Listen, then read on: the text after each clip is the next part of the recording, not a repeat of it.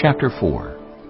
When the enemies of Judah and Benjamin heard that the exiles were building a temple for the Lord, the God of Israel, they came to Zerubbabel and to the heads of the families and said, "Let us help you build, because like you we seek your God and have been sacrificing to him since the time of Esarhaddon, king of Assyria, who brought us here." But Zerubbabel, Joshua, and the rest of the heads of the families of Israel answered, "You have no part with us in building a temple to our God. We alone will build it for the Lord, the God of Israel, as King Cyrus, the king of Persia, commanded us." Then the peoples around them set out to discourage the people of Judah and make them afraid to go on building. They bribed officials to work against them and frustrate their plans during the entire reign of Cyrus, king of Persia, and down to the reign of Darius, king of Persia. At the beginning of the reign of Xerxes, they lodged an accusation against the people of Judah and Jerusalem. And in the days of Artaxerxes, king of Persia, Bishlam, Mithridath, Tabeel, and the rest of his associates wrote a letter to Artaxerxes. The letter was written in Aramaic script and in the Aramaic language. Rehum, the commanding officer, and Shimshai the secretary wrote a letter against Jerusalem to Artaxerxes the king as follows. Rehum, the commanding officer, and Shimshai the secretary, together with the rest of their associates, the judges, officials, and administrators over the people from Persia, Uruk, and Babylon, the Elamites of Susa, and the other people whom the great and honorable Ashurbanipal deported and settled in the city of Samaria and elsewhere in Trans-Euphrates. This is a copy of the letter they sent him. To King Artaxerxes, from your servants in Trans-Euphrates. The king should know that the people who came up to us from you have gone to Jerusalem and are rebuilding that rebellious and wicked city. They are restoring the walls and repairing the foundations. Furthermore, the king should know that if this city is built and its walls are restored, no more taxes, tribute, or duty will be paid, and eventually the royal revenues will suffer. Now since we are under obligation to the palace, and it is not proper for us to see the king dishonored, we are sending this message to inform the king, so that a search may be made in the archives of your predecessors. In these records, you will find that this city is a rebellious city, troublesome to kings and provinces, a place with a long history of sedition. That is why this city was destroyed. We inform the king that if this city is built and its walls are restored, you will be left with nothing in Trans-Euphrates. The king sent this reply. To Rehum, the commanding officer, Shimshai, the secretary, and the rest of their associates, living in Samaria and elsewhere in Trans-Euphrates, greetings. The letter you sent us has been read and translated in my presence. I issued an order, and a search was made, and it was found that this city has a long history of revolt against kings, and has been a place of rebellion and sedition. Jerusalem has had powerful kings ruling over the whole of Trans-Euphrates, and taxes, tribute, and duty were paid to them. Now issue an order to these men to stop work, so that this city will not be rebuilt until I so order. Be careful not to neglect this matter. Why let this threat grow to the detriment of the royal interests? As soon as the copy of the letter of King Artaxerxes was read to Rehum and Shimshai the secretary and their associates, they went immediately to the Jews in Jerusalem and compelled them by force to stop. Thus the work on the house of God in Jerusalem came to a standstill until the 2nd year of the reign of Darius, king of Persia. Chapter 5. Now Haggai the prophet and Zechariah the prophet, a descendant of Iddo, prophesied to the Jews in Judah and Jerusalem in the name of the God of Israel who was over them. Then Zerubbabel, son of Shealtiel, and Joshua, son of Jozadak, set to work to rebuild the house of God in Jerusalem. And the prophets of God were with them, supporting them. At that time, Tattenai, governor of Trans-Euphrates, and Shether-Bozenai and their associates went to them and asked, Who authorized you to rebuild this temple and to finish it? They also asked, What are the names of those who are constructing this building? But the eye of their God was watching over the elders of the Jews, and they were not stopped until a report could go to Darius and his written reply be received. This is a copy of the letter that Tattenai, governor of Trans-Euphrates, and Shether-Bozenai and their associates, the officials of Trans-Euphrates, sent to King Darius. The report they sent him read as follows.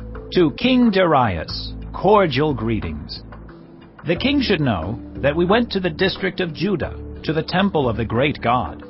The people are building it with large stones and placing the timbers in the walls. The work is being carried on with diligence and is making rapid progress under their direction.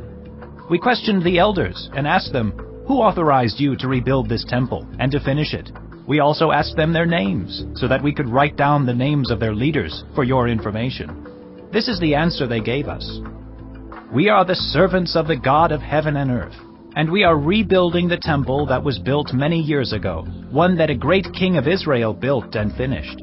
But because our ancestors angered the God of heaven, he gave them into the hands of Nebuchadnezzar the Chaldean, king of Babylon, who destroyed this temple and deported the people to Babylon. However, in the first year of Cyrus, king of Babylon, King Cyrus issued a decree to rebuild this house of God.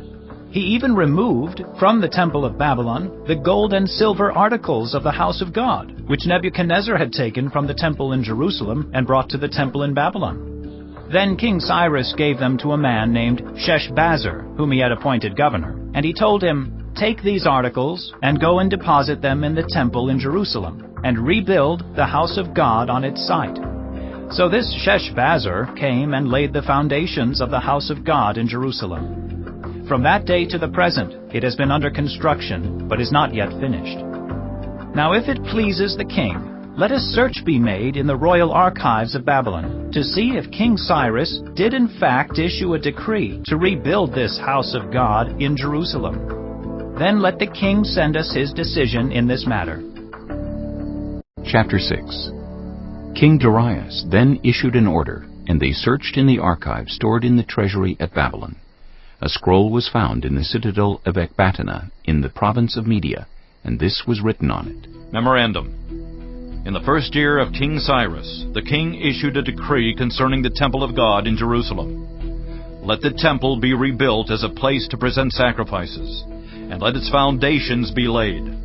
It is to be 60 cubits high and 60 cubits wide, with 3 courses of large stones and 1 of timbers. The costs are to be paid by the royal treasury. Also, the gold and silver articles of the house of God, which Nebuchadnezzar took from the temple in Jerusalem and brought to Babylon, are to be returned to their places in the temple in Jerusalem. They are to be deposited in the house of God. Now then, Tattenai, governor of Trans-Euphrates, and Shethar-Boznai, and you other officials of that province, stay away from there. Do not interfere with the work on this temple of God. Let the governor of the Jews and the Jewish elders rebuild this house of God on its site. Moreover, I hereby decree what you are to do for these elders of the Jews in the construction of this house of God. Their expenses are to be fully paid out of the royal treasury, from the revenues of Trans-Euphrates, so that the work will not stop. Whatever is needed, young bulls, rams, male lambs for burnt offerings to the God of heaven, and wheat, salt, wine, and olive oil, as requested by the priests in Jerusalem, must be given them daily without fail, so that they may offer sacrifices pleasing to the God of heaven, and pray for the well-being of the king and his sons.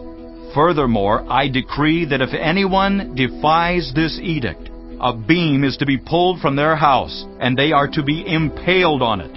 And for this crime their house is to be made a pile of rubble. May God, who has caused his name to dwell there, overthrow any king or people who lifts a hand to change this decree or to destroy this temple in Jerusalem. I, Darius, have decreed it. Let it be carried out with diligence. Then, because of the decree King Darius had sent, Tattenai, governor of Trans-Euphrates, and Shethar-Boznai and their associates carried it out with diligence. So the elders of the Jews continued to build and prosper under the preaching of Haggai the prophet and Zechariah, a descendant of Iddo. They finished building the temple according to the command of the God of Israel and the decrees of Cyrus, Darius, and Artaxerxes, kings of Persia. The temple was completed on the 3rd day of the month Adar, in the 6th year of the reign of King Darius. Then the people of Israel, the priests, the Levites, and the rest of the exiles, celebrated the dedication of the house of God with joy. For the dedication of this house of God they offered 100 bulls, 200 rams, 400 male lambs, and, as a sin offering for all Israel, 12 male goats, 1 for each of the tribes of Israel. And they installed the priests in their divisions, and the Levites in their groups for the service of God at Jerusalem, according to what is written in the book of Moses. On the 14th day of the first month, the exiles celebrated the Passover. The priests and Levites had purified themselves, and were all ceremonially clean. The Levites slaughtered the Passover lamb for all the exiles, for their relatives the priests, and for themselves. So the Israelites who had returned from the exile ate it, together with all who had separated themselves from the unclean practices of their Gentile neighbors in order to seek the Lord, the God of Israel. For 7 days they celebrated with joy the festival of unleavened bread, because the Lord had filled them with joy by changing the attitude of the king of Assyria, so that he assisted them in the work on the house of God, the God of Israel. Psalm 137. By the rivers of Babylon we sat and wept when we remembered Zion. There on the poplars we hung our harps, for there our captors asked us for songs. Our tormentors demanded songs of joy. They said, "Sing us one of the songs of Zion." How can we sing the songs of the Lord while in a foreign land? If I forget you, Jerusalem, may my right hand forget its skill. May my tongue cling to the roof of my mouth if I do not remember you. If I do not consider Jerusalem my highest joy. Remember, Lord, what the Edomites did on the day Jerusalem fell. Tear it down, they cried. Tear it down to its foundations.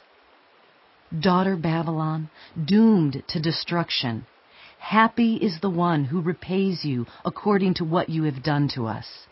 Happy is the one who seizes your infants and dashes them against the rocks.